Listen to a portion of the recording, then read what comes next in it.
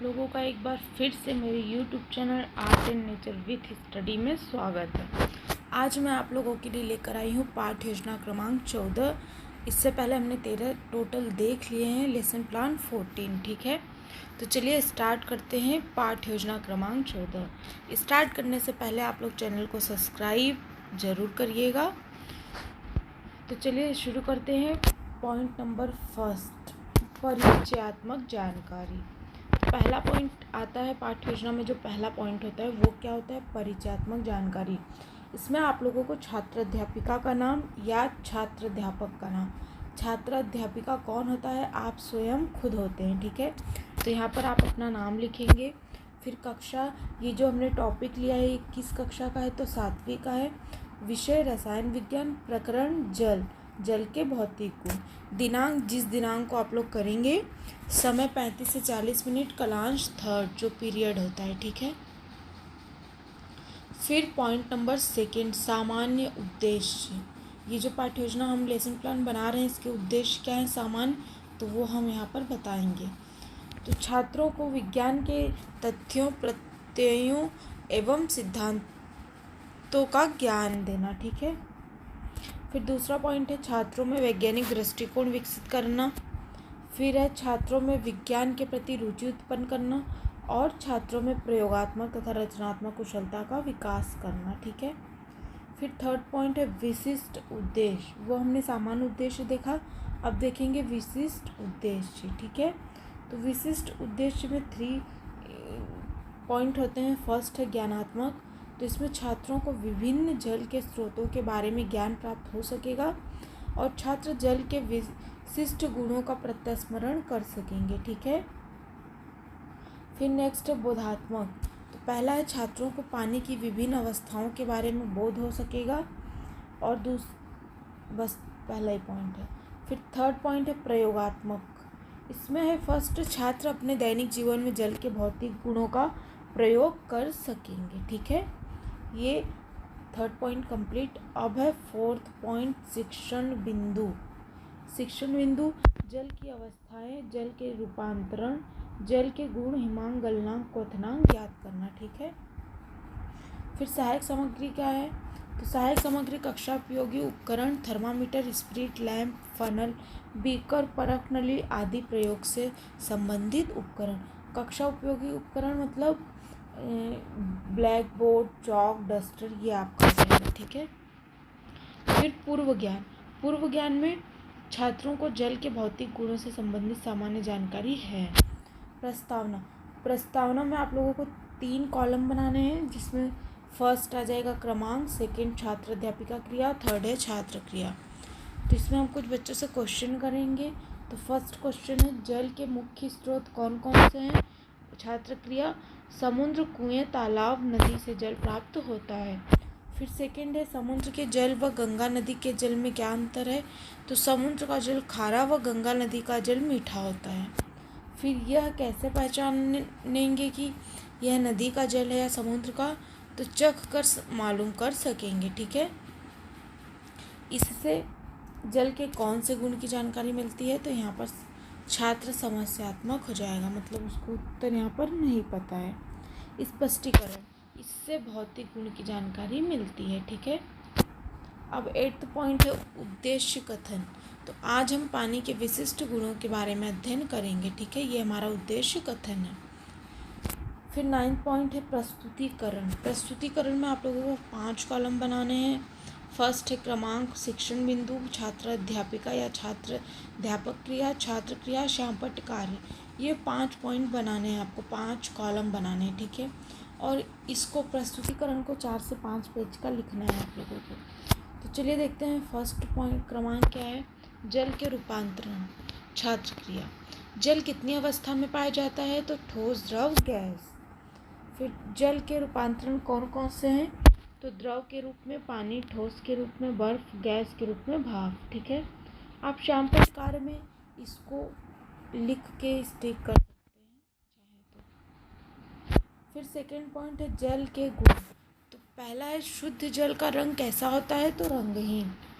शुद्ध जल स्वाद में कैसा होता है? कोई स्वाद नहीं। शुद्ध जल देखने में कैसा होता है? तो सफ़ेद। ठीक है, साफ बिल्कुल। फिर स्पष्टीकरण। शुद्ध जल देखने में पारदर्शी होता है, अर्थात किसी कांच के गिलास में भरे तो आर पार गिलास की दोनों दीवारें दिखाई देती हैं। ठीक है, फिर हम बच्चों से कुछ प्रश्न करेंगे छात्र से। जल को अधिक गर्म करने पर क्या होता है? तो भाप बनने लगती है। प्रश्न, जल अधिक ठंडा करने पर किस रूप में बदल जाता है? तो बर्फ के रूप में। प्रश्न, जल का हिमांक किसे कहते हैं? तो यहाँ पर जो छात्र है वो उसके लिए समस्यात्मक प्रश्न हो जाएगा, तो आप लोग यहाँ पर लिख लेंगे समस्यात्मक। ठीक है, तो छात्र समस्यात्मक हो जाएगा तो हम उसको स्पष्टीकरण करेंगे। जल जिस तापक्रम पर जमता है उस तापक्रम को जल का हिमांक कहते हैं, जिस ताप पर जल जम जाता है। ठीक है, छात्र क्रिया होगा। फिर नेक्स्ट क्वेश्चन करेंगे, जल का हिमांक कितना होता है? तो 0 डिग्री सेल्सियस। स्पष्टीकरण, जल का हिमांक 0 डिग्री सेल्सियस होता है। ठीक है, फिर प्रश्न, जल की गलनांक से तुम क्या समझते हो?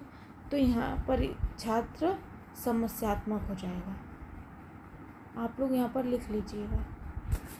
स्पष्टीकरण, बर्फ जिस तापक्रम पर पिघलती या गलती है उस तापक्रम को बर्फ का गलनांक कहते हैं। छात्र ध्यानपूर्वक सुन रहे हैं। बर्फ का गलनांक कितना होता है? तो यहाँ पर छात्र के लिए समस्यात्मक हो गया।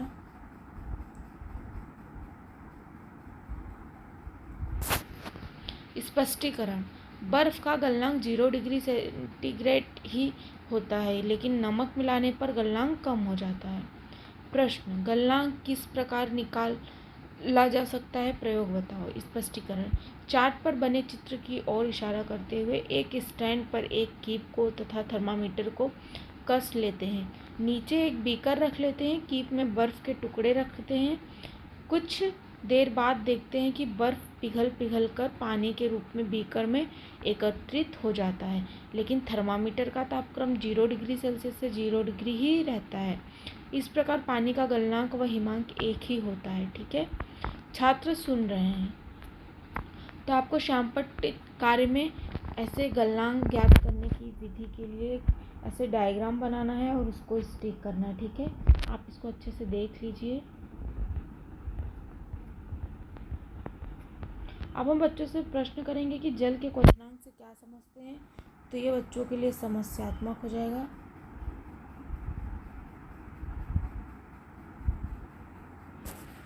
स्पष्टीकरण, जिस तापक्रम पर जल खौलने लगता है उस तापक्रम को जल का क्वथनांक कहते हैं। छात्र सुन रहे हैं। प्रश्न, जल का क्वथनांक कितना होता है? यहाँ पर समस्यात्मक। स्पष्टीकरण, जल 100 डिग्री सेल्सियस पर खौलने लगता है, इसलिए इसका क्वथनांक लगभग 100 डिग्री सेल्सियस होता है। छात्र सुन रहे हैं। प्रश्न, प्रयोग द्वारा क्वथनांक किस प्रकार ज्ञात किया जा सकता है? स्पष्टीकरण, इसके लिए एक परख नली में थोड़ा देर बाद देखते हैं कि बर्फ पिघल कर पानी के रूप में बीकर में एकत्रित हो जाता है, लेकिन थर्मामीटर का तापक्रम 0 डिग्री सेल्सियस से 0 डिग्री ही रहता है। इस प्रकार पानी का गलनांक व हिमांक एक ही होता है। छात्र ध्यानपूर्वक सुन रहे हैं। प्रश्न, जल के क्वथनांक से क्या समझते हैं? तो यहाँ पर भी समस्यात्मक आप लोग लिख लेना। स्पष्टीकरण, जिस तापक्रम पर जल खौलने लगता है उस तापक्रम को जल का क्वथनांक कहते हैं। छात्र सुन रहे हैं।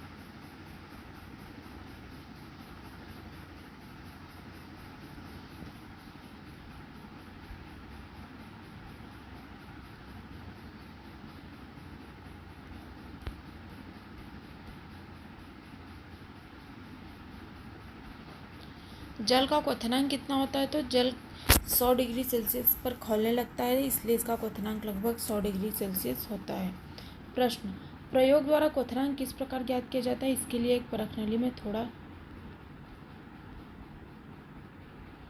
पानी लेकर स्टैंड पर कस देते हैं तथा एक तापमापी परख नली में स्टैंड की सहायता से इस प्रकार लटकाते हैं कि तापमापी का सिरा जल स्तर से 2 सेंटीमीटर ऊपर हो। फिर धीरे धीरे स्पिरिट लैंप से परख नली गर्म करते हैं। तापमापी का पाठ नोट करते हैं।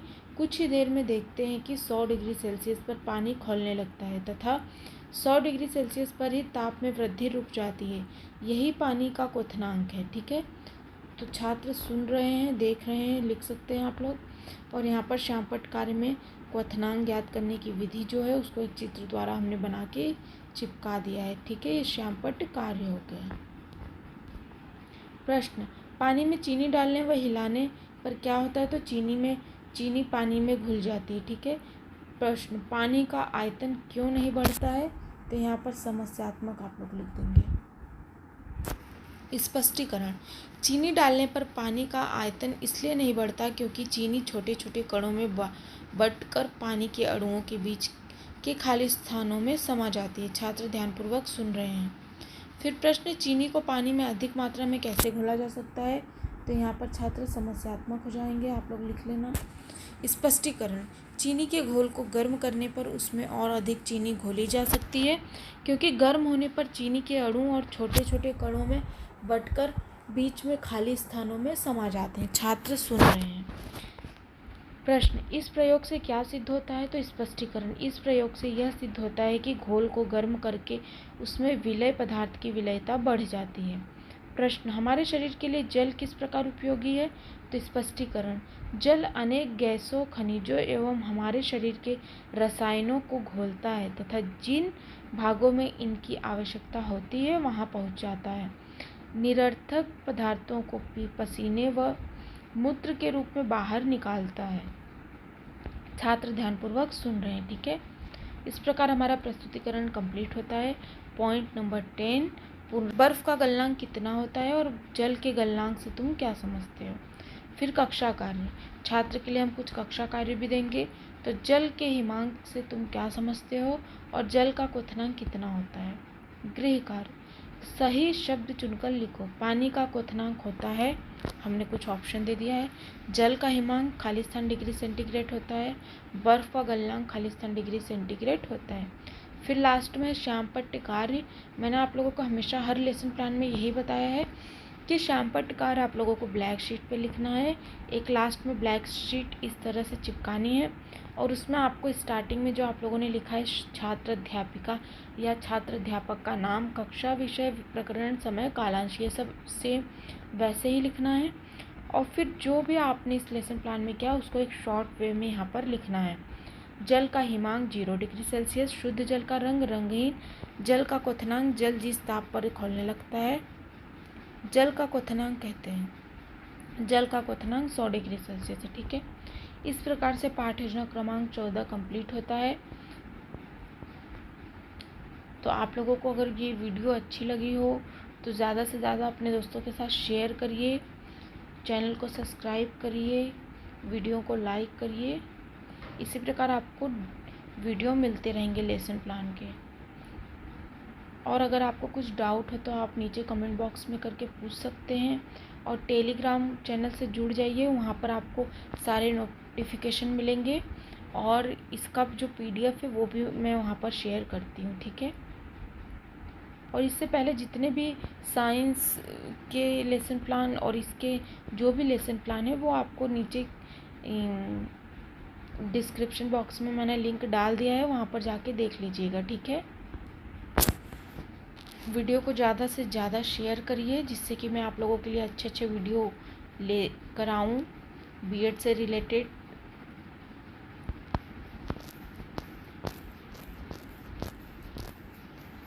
प्रस्तुतिकरण हमेशा आप लोगों को 4 से 5 पेज का ही बनाना है, बड़ा, जितना बड़ा हो सके उतना। ठीक है, 2-2.5 पेज का नहीं चलेगा। इसीलिए मैं आप लोगों के लिए अच्छे लेसन प्लान बनाने की कोशिश करती हूँ। तो ये देखिए हमारा पाठ योजना क्रमांक 14 कंप्लीट होता है। इसी तरह चैनल से बने रहिए और अपने दोस्तों के साथ, फैमिली के साथ वीडियो को शेयर करिए और चैनल को सब्सक्राइब करना बिल्कुल भी ना भूलें। Thank you so much for watching.